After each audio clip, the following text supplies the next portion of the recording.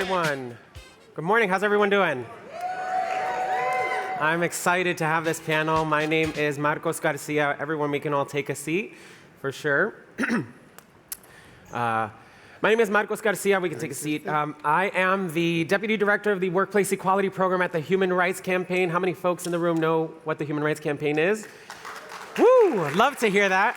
We are the nation's largest LGBTQ plus civil rights organization, and in this role, I lead our Corporate Equality Index, which is an assessment tool that we use to measure LGBTQ plus inclusion in corporations across the country. We've been around for over 20 years. It is the joy of my life to do this work. It is also very stressful to do.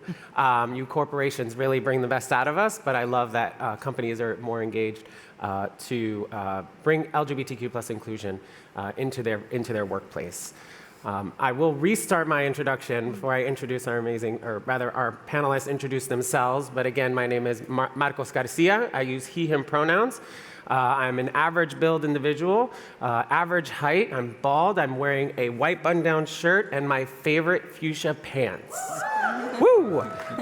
So I will begin our introductions. Alida, if you can take it away. Do you mind sharing your name, pronouns, your physical characteristics, and then a little bit about your background? Yeah. My name is Alida Valle. My pronouns are she, her. I am currently 5'3", but you'll never see me at 5'3" because I'm always wearing heels. I'm wearing a black skirt and an orange blazer, dark orange blazer, and of course 4-inch heels because, you know. I am a senior research manager at APCO Worldwide. APCO Worldwide is a consulting firm. I specifically sit within their research team, so it's called APCO Insight. And we do like just an enormous amount of projects across a huge array of industries, focus areas. We have a lot of, diverse expertise on our team. My specific expertise, though, is social science and impact research, right? So think, DEI and equity research.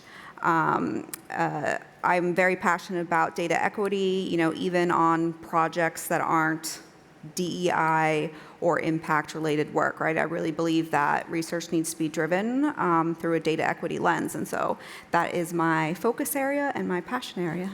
So yeah. Thank you. Russell? Yeah, thanks, Marcos. Good morning, everyone. It is wonderful to be at a HACER event. My last one was 2019, and then you know what happened in the world. and then I was supposed to be here last year, and weather happened, so it is wonderful. It's always great to come to a HACER event. But I am Russell Schaefer. I use he, him pronouns. I am a straight, cisgendered male. I am about 5'6½". Do not shortchange me on that half, y'all. I keep my head closely shaved, and I am wearing a dark suit today. Like I said, have come to many HACER events in the past from my corporate days working at Walmart and getting to work with this wonderful organization where up until a year ago next week on Halloween, I worked in diversity, equity, and inclusion for Walmart for about the last 6 years of a 20-year career at Walmart. But today, I am the Executive Vice President of Strategy and Programs at Disability In. We are a global nonprofit focused on disability inclusion across the workplace, marketplace, and supply chain. We work with more than 500 corporations, many of whom are represented here in this room. Some of you may know us.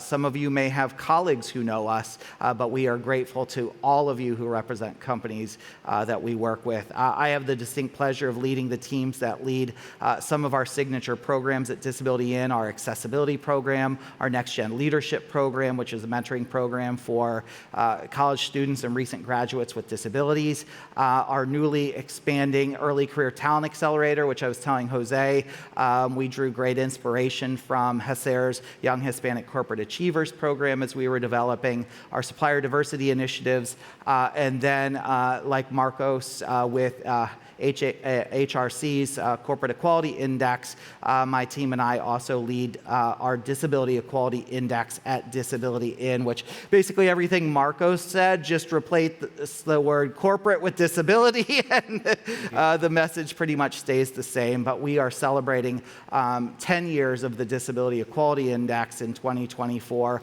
on expanding outside of the U.S. For the first time with scored benchmarks in 7 different countries. So really, really excited about all of that. Great. Adrian? Thank you, friends. Hello, everyone. My name is Adrian Gonzalez Sierra. My pronouns are he, him, his, and I work at Capital One as a senior diversity, inclusion, and belonging consultant. Specifically, I support our Hispanic, Black, caregiving, and LGBTQ+ business resource groups. And in terms of my physical description, I am a 6'1", brown-skinned Latino man. I have long brown hair. I am wearing all black today with an olive jacket and some colorful sneakers, just so you don't forget that you're talking to a Latino this morning. I love you. I love that. I love you too. We're starting this one off very interesting. I love that. Thank you so much for these introductions. I'll start off with the first question based on our introductions, but why is it so important to share and highlight, sharing our pronouns or our physical characteristics? And I'll open that to maybe Adrian first. Sure.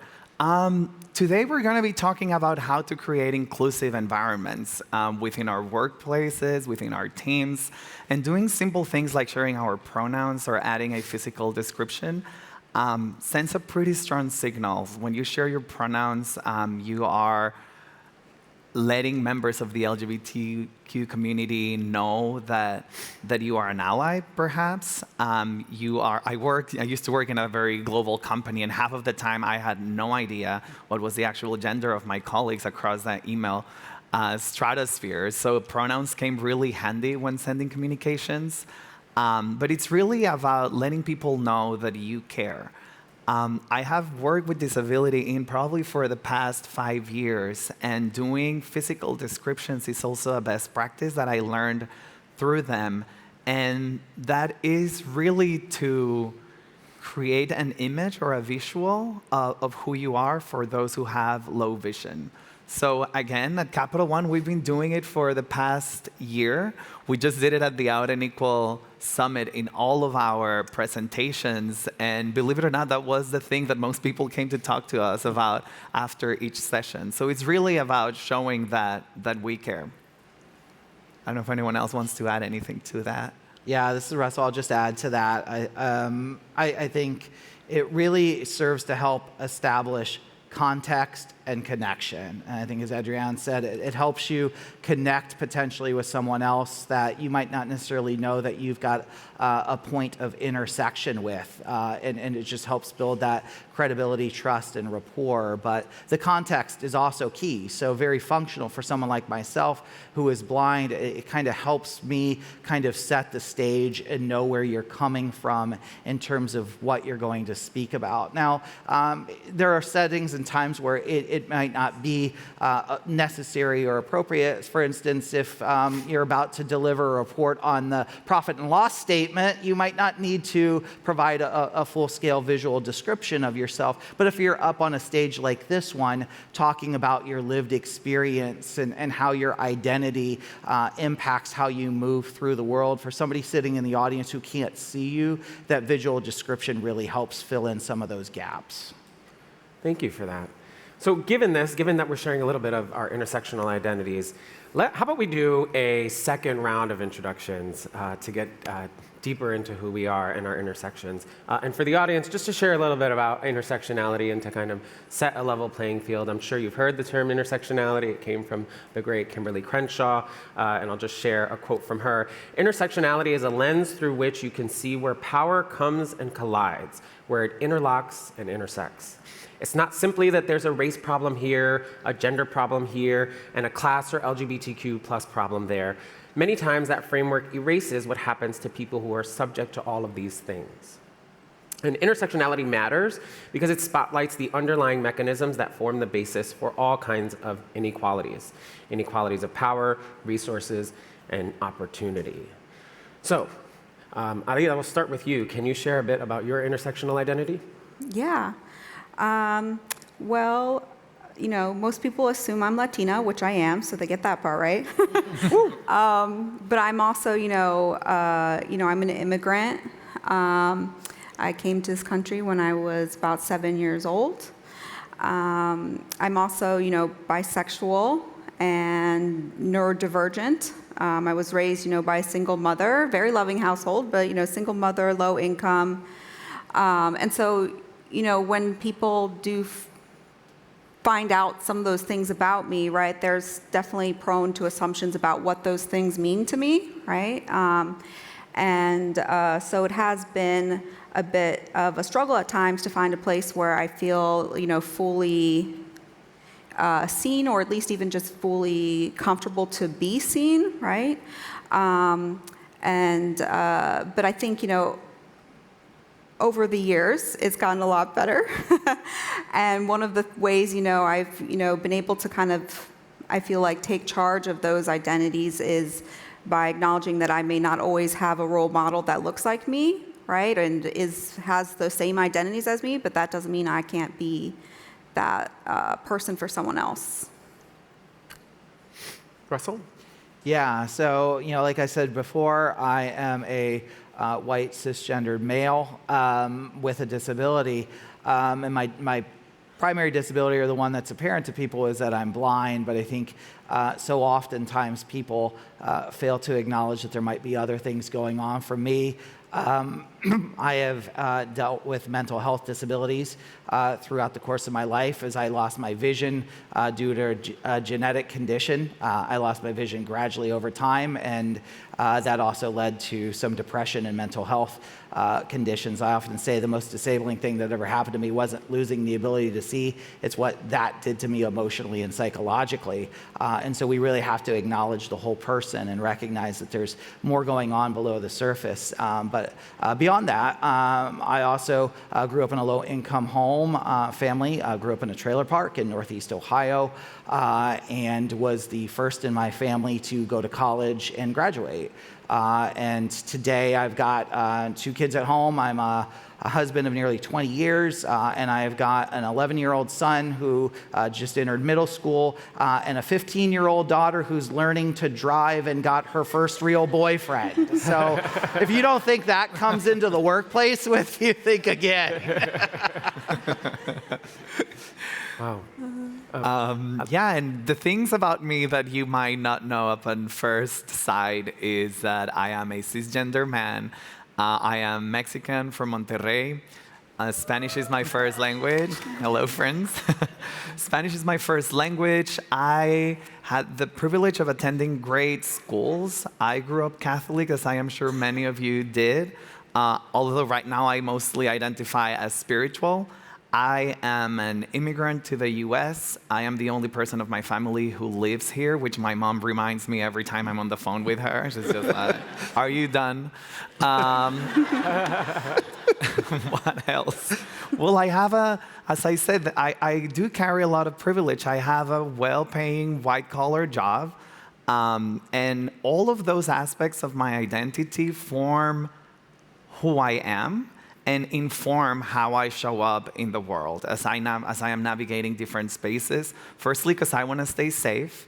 And secondly, because what I share with you are some of my superpowers. And so as we learned yesterday, I'm highly aware of when to use one or the other to get to my final destination. So today, as we're thinking about your own leadership skills, I want you to know that each individual in your team has as many layers as you heard from my fellow panelists and myself, including yourself. And so when you come into these spaces, just know that if you're not being intentional about creating those conditions for belonging, you will most likely be leaving people out of the conversation. Thank you so much for that, Adrian, and thinking about superpowers. And you're lining up my next question for you perfectly, which is about when to use what superpower or not, or when to hide certain aspects of yourself. I guess my next question would be, based on your lived experience, can you share a challenge you've faced in the workplace based on the identities you've just shared with us? And how did you work through that? Sure. I think for me, the challenge that shows up every time since I joined the workplace is just coming out. Like, how do I show up to that first day of a job? And as all of you know, starting a new job comes with a lot of anxiety to begin with, but there is an added layer to it. I started my career as a singer at Tokyo Disneyland, which was pretty gay. Wow. Yeah, and let me tell you, one of my costumes was a gold jumpsuit with rainbow ruffles, and I was out there singing Mark Anthony, Ricky Martin. So like, being gay was almost the expectation, and then from there, I joined the Human Rights Campaign, which was even gayer, and so in my mind, I was like, okay, being gay is cool. Not so much. When I finally ended entering like regular corporate America, I realized that the rules of the game were a little bit different. And so going back to the closet felt really, really weird. There was an aspect that was also triggering for me because you know, growing up in the 90s, and I'm sure gay boys are still going through the same, there was a lot of bullying around me. And so entering that new space for me was reminiscent of like walking into the cafeteria that first day of high school, knowing that someone was gonna shout a slur to you and like actually having that happen. And so when I'm entering those spaces, my body is entering the high school cafeteria. It's not entering my new workplace. So because of that, there is this heavy burden that I was carrying around, and it's showing up at every meeting, every meet and greet, every conversation in the workplace. And it really became really tiring to be looking for the signals to know, will I be liked? Will I be welcome? Will I be accepted? 2 years ago, I joined Capital One, and I decided that I was going to do two things differently. For once, I got rid of Adrian altogether and just go by Adrian, which has not been easy for some of my colleagues, but I include my phonetics right next to my name, and I'm just like, figure it out. You know how to say Tchaikovsky, so you can do this. Secondly, I was just like, I need to turn a switch in my mind and stop thinking about the burden of coming out. So I decided to think about letting people into my life. By doing so, it allowed me to have more agency into when, how, and to whom to disclose more aspects of my personal life. Coming out felt like a confession that had just like sprinkles of trauma in it. And letting people in felt more like being in communion with my colleagues. And I also created greater expectations. I said to myself, if I am going to let someone into my life, they need to earn that privilege. And so that changed a little bit the power dynamics. And yeah, those are some of the challenges I face walking around as a gay Latino. Thank you for sharing that. And I did not know that you worked at Tokyo Disneyland. Yes. Even in that prep conversation. Alida, do you mind sharing one of the challenges that you faced? Yeah, so I did mention, earlier that I am, neurodivergent, right? So my whole life, like since, I was a kid, right, I've been struggling with, ADHD and depression, right? And figuring out how does that fit into my life? How do I adjust things in my life around that, right? And so when I, first entered the workforce, I was working, as, in fashion merchandising, right? And especially within an industry like that, there's so many, standardized procedures, so many do's and don'ts. This is like the order in which you need to do things. And you're told that this is like the best way to do things, right? Like, oh, we've been doing this for years and we know that this is the best way. And, I was so young and I just didn't really know how to, advocate for myself and say like, maybe I could do it a different way and still do it, just as effectively, right? And sometimes more effectively, right? Because, as someone who's neurodivergent, you're constantly thinking about, okay, how, like with depression, for example, you have very limited, emotional levels to be socializing with people, right? It can be very exhausting some days, right? And so I would be very strategic about events I would attend, right, to network and get to know other people. And then I would always make sure it was near a weekend because I knew I'd be so tired afterward that I would need to rest, right? And so think all these things that I think that a lot of places don't think about when they're telling you like, this is what it means to be professional. This is, best practices around, XYZ, right? And so for years I struggled because, I felt like ashamed that it wasn't as easy for me as it was for other people. And, eventually it was so demoralizing that I actually left fashion merchandising completely, went back to school, got 2 degrees in some completely different fields, and, switched to research, right? And so then in that sense I was in a more office setting, and an office setting actually allowed me to kind of explore more with my own, essentially advocate for myself more and advocate for different approaches more, right? And so the shift to the office place actually worked really well for me because it really encouraged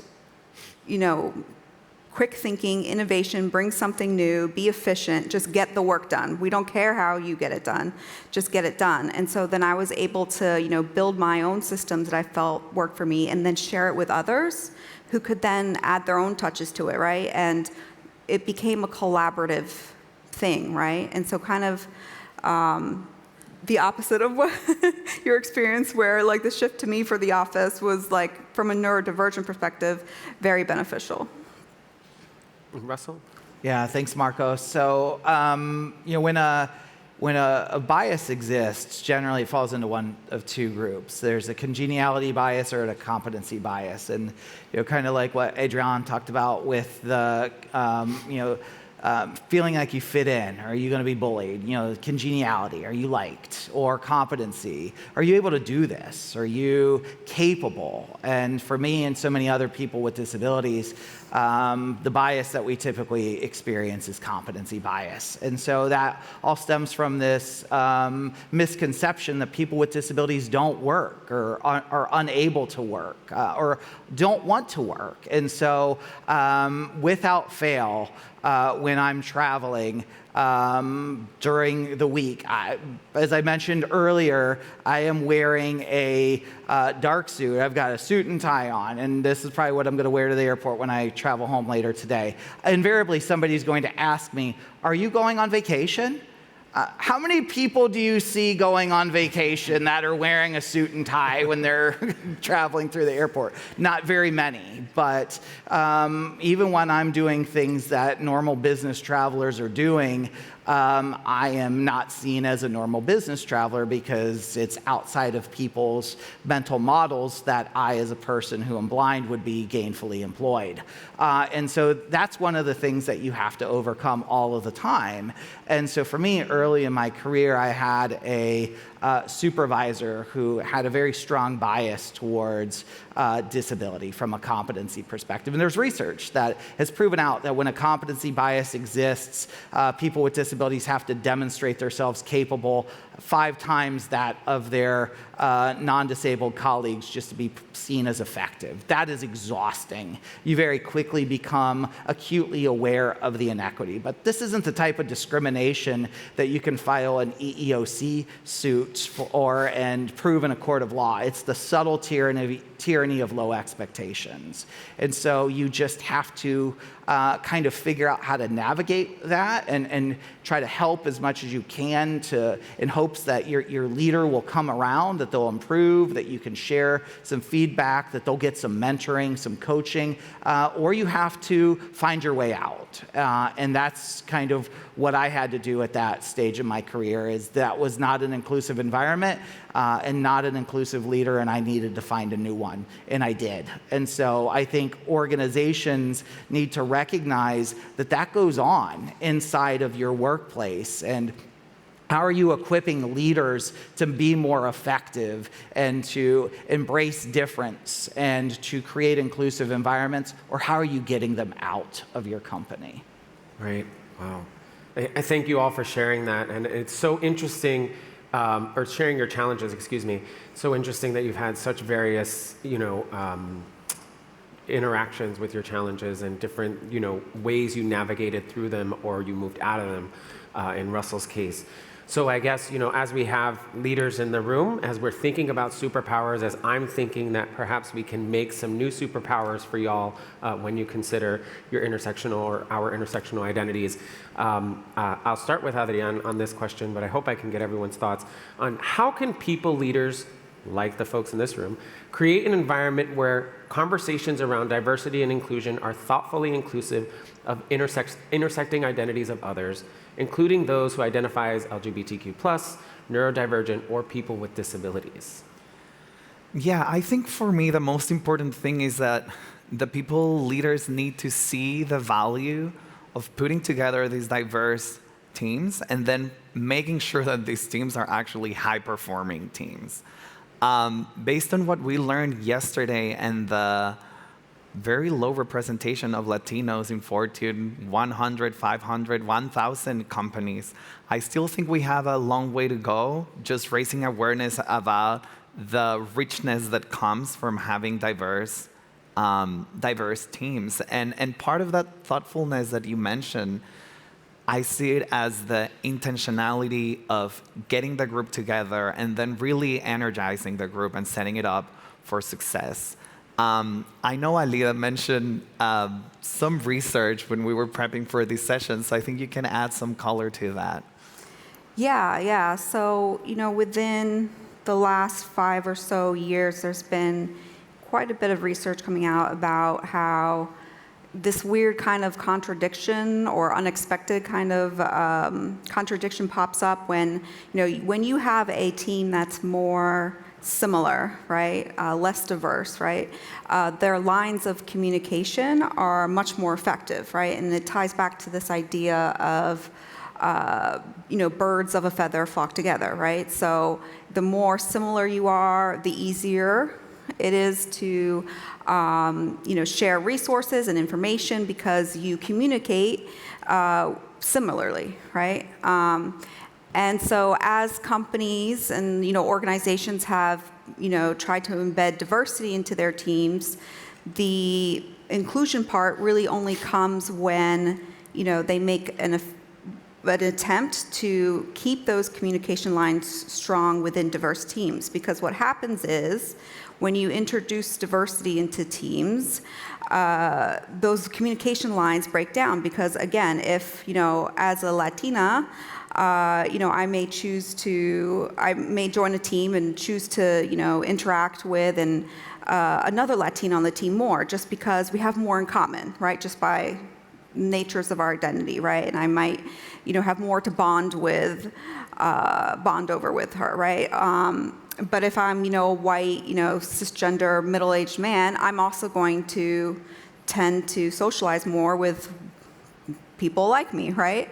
And so kind of how we're seeing that manifest on a larger scale is that companies are pulling back on more formalized sponsorship programs, right? And one of the reasons why they're doing this is because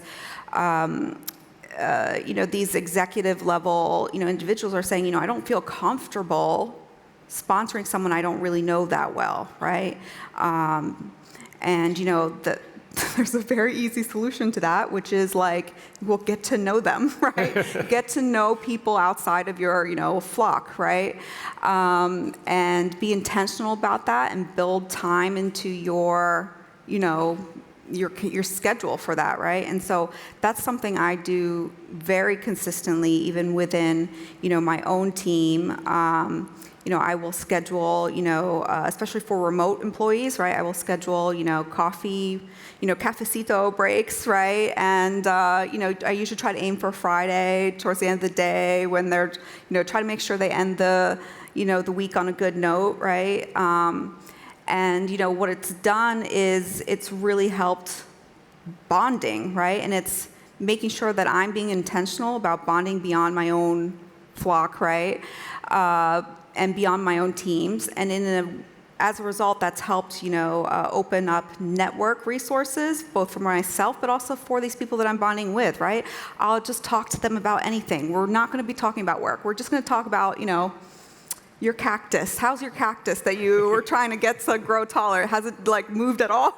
Right? How about that wall that you're painting in your house, right? I learn about them, their passions, what is it that they like to do? And as a result, then, when I'm, in the office at another time and I overhear a conversation about a project that's happening that someone needs support on, and I remember this conversation that I had with, some team member months ago about how they're really passionate about this one area, and look, there's a project for them that they could really get some visibility on, right? And so in that way, I have now helped decrease that, or I should say strengthen that communication network, because just by simply being intentional about bonding with people on my team and beyond, right? So yeah. Yeah, I think that's so important. I mean, not only is it you noticing someone that could be ideal for a project, but I think even on my team and opening these spaces to check on the cactus is, I just lost my train of thought. Oh, is because if I open up this line of communication there, perhaps it'll create a team where my colleague has more courage to bring ideas to me as their leader, right? They may be able to say, I'm going to put my neck out there and perhaps suggest a change to a system because I shared the other day about my cactus, but in all reality, right, my leader is open to new and differing ways of thinking of things. Russell, I'll ask a little modification on this question, but what are some practical strategies and tools that can be implemented to foster understanding and empathy among team members with diverse, intersecting identities? Yeah, thanks, Marco. So, Alita talked a little bit about, diverse or homogenous teams, and a diverse team is always going to outperform a homogenous team, but only if that diverse team is operating in an inclusive environment. Otherwise, that team of sameness is going to do better, because, like she alluded to, the communication is more efficient and effective because you have a common set of frameworks and understanding. But a diverse team is going to bring those different ideas. In order to innovate, you have to differentiate. And so, but you have to have an inclusive environment in order for that to happen. All of the research kind of points to that being the outcome of a diverse team in an inclusive environment is going to perform the best. But how do you create that inclusive environment? Well, a few years ago, Deloitte published this really great list of the 6 signature characteristics of an inclusive leader. The first is commitment. You have to be committed to the work. It can't just be, I'm doing this to check a box. It needs to be you actually are bought in. Then you need to be curious. So curious about getting to know the people around you, whether that is asking about the cactus or asking about the kids' soccer game, or asking about, you celebrate Kwanzaa? Tell me more about that. Just that natural curiosity. Then you have to have the courage to stand up and challenge the status quo, to go against the grain, and to be able to make those decisions that show that you truly embrace this. And then you need to be cognizant of your own bias. You need to recognize that bias is a 4-letter word. It's not a bad word. It just is. It's our brain's way of recreating past joys or avoiding past hardships. We all have it. It doesn't make us bad people, but we need to recognize what biases we show up with and how they affect the people around us. And that flows into having cultural competency. How do you understand people who are different than you, who come from different ethnicities or disability experiences, or from a different sexual orientation or gender identity than your own? And then ultimately, how do you operate in a collaborative fashion where you seek to invite others into your space and create space for others in your space in a way that is going to lead to the best, most generative ideas and results taking place? And so, there's some practical ways you can do that. I like to talk about the 3 L's: listen, learn, and lead.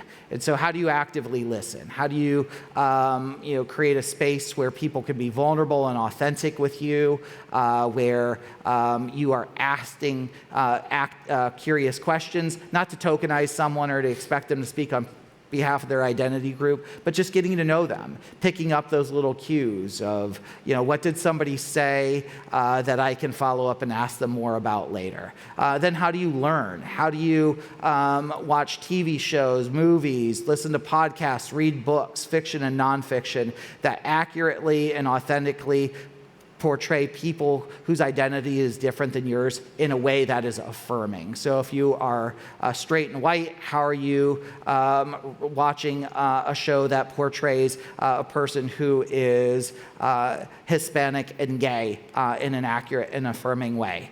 And really learning about those lived experiences through the media that you consume. And then ultimately, how do you lead where you're at? How do you, people want to make that big grandiose gesture, but that's not what gets it done most of the time. It's what a leader at Walmart used to call TNT, tiny noticeable things. Dynamite is small, but it makes a big impact when it goes off.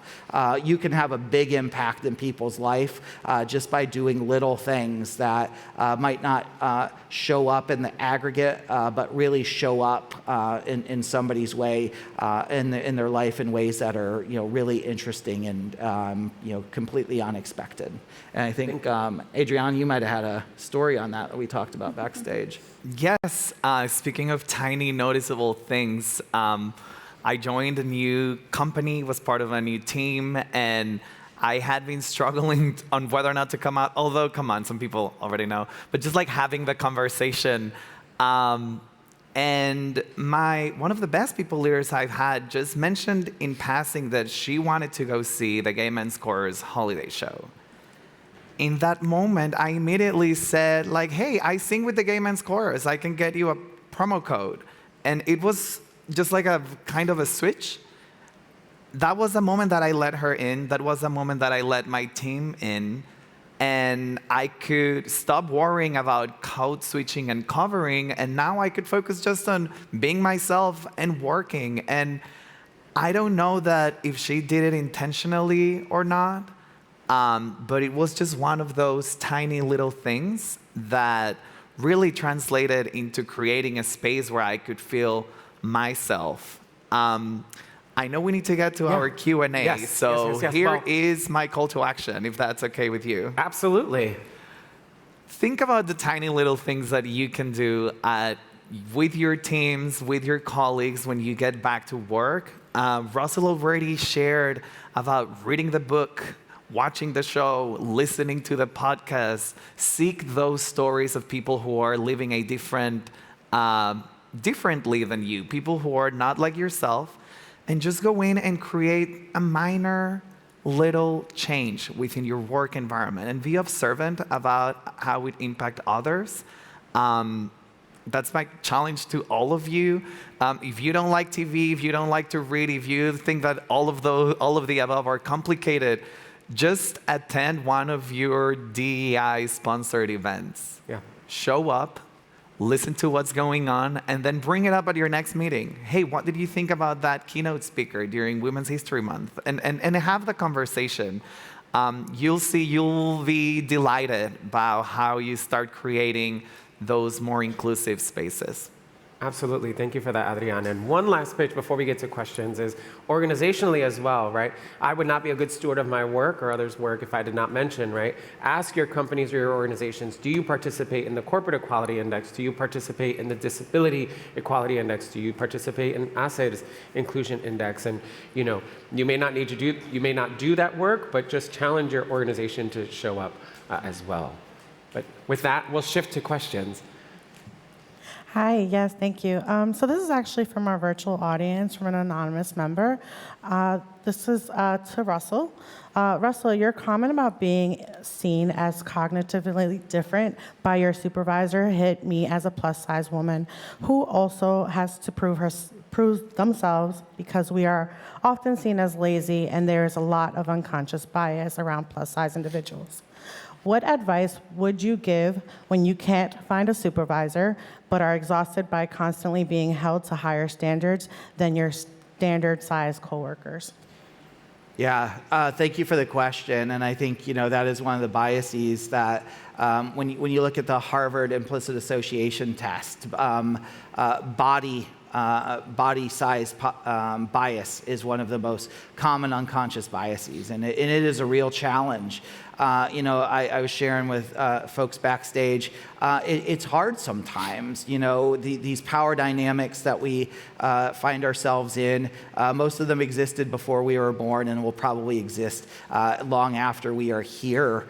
And we have to make a choice of, what are we going to do to try to operate at our level best within them. And it is exhausting sometimes. What I had to ask myself, I had to look in the mirror and, take a moment of personal accountability. Am I doing all that I can? Is my work product up to par? Because then, when you, are demonstrating, wait, I am competent, then, eventually you're able to, create a platform where you can start to speak out against that. But ultimately, we, need to try to be the change that we want to see in the world, but recognize that we might not be here to see that change come to fruition. We're planting seeds for someone else's shade. And that is tough sometimes in the moment. Believe me, as somebody who has had to walk that journey myself. But I think that there's some liberation in that, of knowing that, what, this isn't my issue.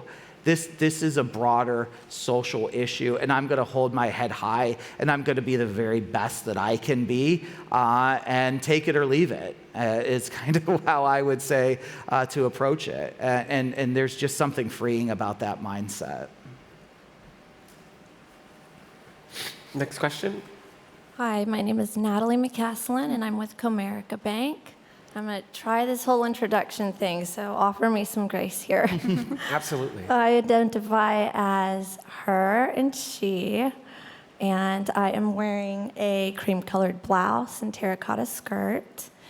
So my question is, what are some tips, kind of like offhand tips, that you can offer managers that lead very diverse teams to help create an efficient, inclusive, trusting environment? I'm not sure who wants to lead, but I feel like, Alida, you might have, being that you had success in creating your team and finding what works for your teammates, how can you help managers in this case? Yeah, so as a researcher, one of the first things you learn when you do qualitative research, right, when you're trying to understand people's experiences or perceptions of things, is that you always ask open-ended questions, right? You never ask a question where they can just say yes or no to something.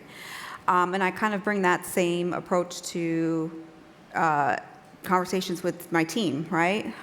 It's always open-ended. And it's always based on, internal, a continuous feedback, right? So I'm not just going to ask you this open-ended question about your perceptions of something, your experience of something, or how you're doing, right? Once, right? I'm not just going to ask you at the beginning of the project or the end of the project. It's going to be continuous, right? And I think that the open-ended question kind of approach through a continuous feedback loop really helps create a constant touch point with your team that you're always thinking about them, right? And it's not just a one-time thing, or I'm just trying to do this to check off a project debrief box, right? I'm constantly thinking about you. And I'm constantly trying to create a space for you to voice your concerns or your feedback, or even just positive feedback, right? It doesn't always have to be negative.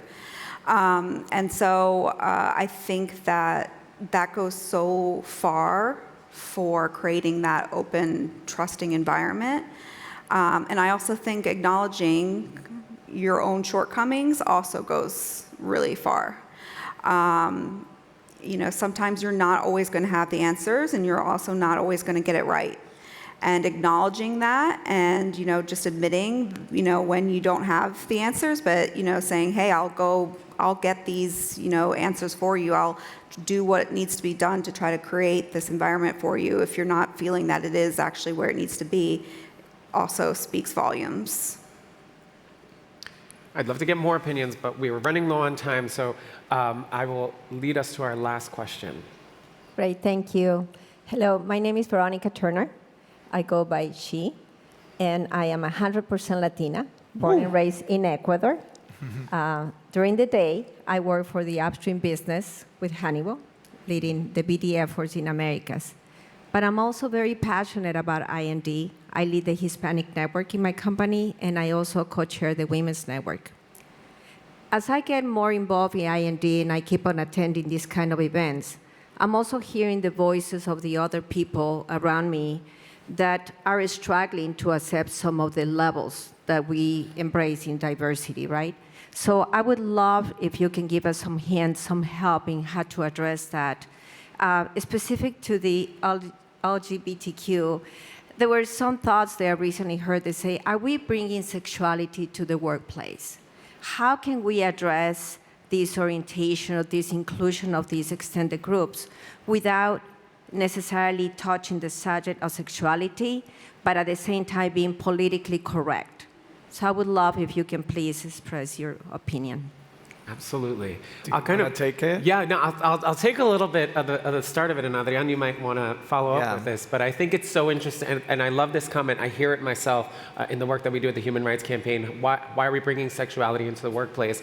And I think about, right, like when I have coworkers who I see a picture of, like perhaps a cis male and his wife and their 2 kids, that's bringing sexuality into the workplace. It's heterosexuality, but it's also bringing sexuality. There's always been folks coming into work on Monday talking about how they went on their, they're getting married in a few weeks, or their kids did X, or they went on this trip with their partner. And so heterosexuality has always been a part of the workplace.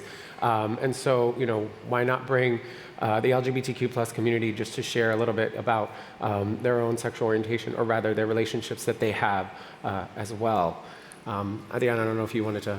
Yeah, I used to work at a global company. We had operations in over 90 countries. And so sexual orientation, gender identity were concepts that were very different around the world.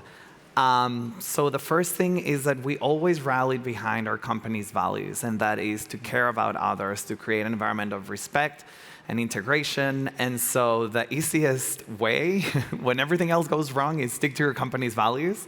That created expectations even in locations where being gay was criminalized by death penalty. We still make sure that our associates understood that in our offices, we were creating a welcoming space. The other thing is that, as I shared before, each one of us in this room is made out of many different layers, and I'm going to call some of them out.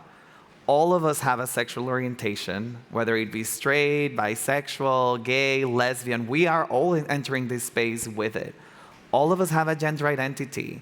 We might be non-binary, we might be identified as a woman, as a man, but you're bringing that to the room. All of us have gender expression. What does that mean? I am expressing myself with jewelry, long hair, colorful shoes. You might be expressing yourself with a dress and someone else with a suit. You're expressing your gender in that way.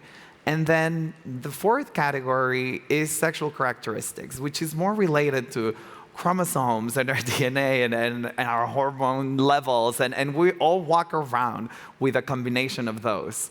So the way we frame it in my workplace is we are creating conditions of belonging for all, despite your sexual orientation, gender identity, gender expression, or sexual characteristics. You're welcome here. And I think that, to Marco's point,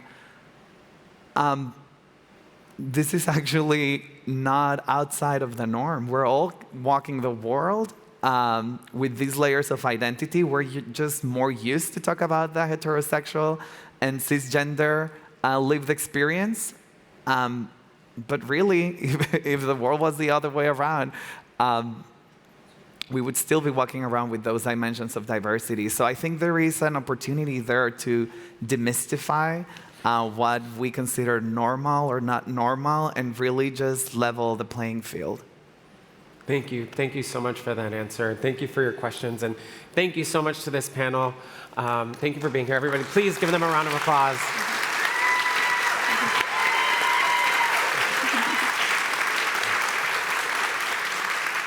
Thanks, everyone. Thank you.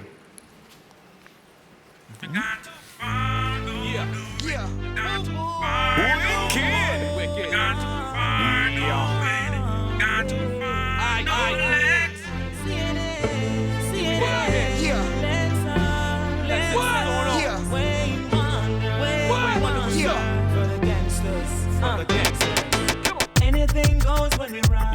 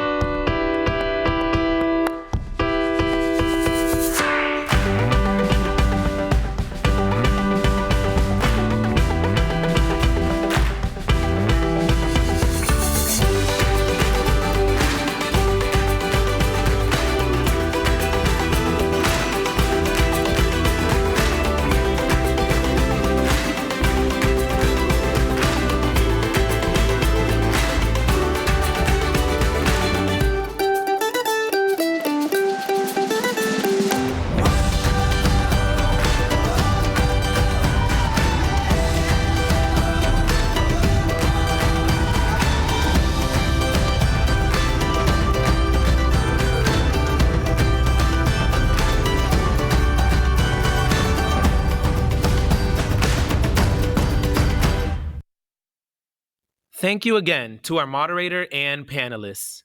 We will now be taking a brief networking break. The breakout programming will resume in 15 minutes.